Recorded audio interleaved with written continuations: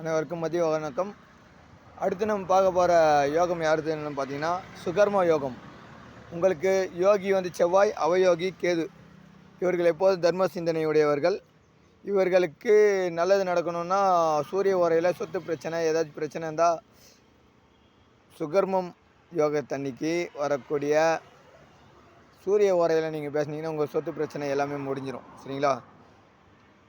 நீங்கள் வந்து நன்கொடை பெறலாம். யாருக்கிட்டையாச்சும் நன்கொடை பெற்று பண்ணிங்கன்னா இப்போ கோயில் குளத்தில் ஏதாச்சும் செய்கிறீங்க, அவங்கக்கிட்ட நன்கொடை பெறலாம். வீட்டில் இருக்கிறவங்கக்கிட்ட நன்கொடை வாங்கி செய்யலாம்.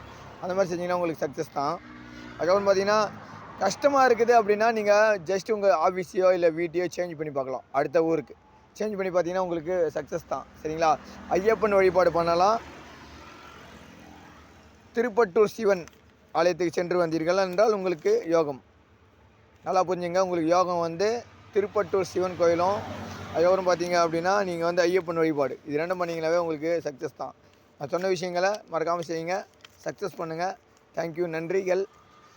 நம்ம சேனல் லைக் பண்ணுங்கள், கமெண்ட் பண்ணுங்கள், சப்ஸ்கிரைப் பண்ணுங்கள். நன்றி, வணக்கம்.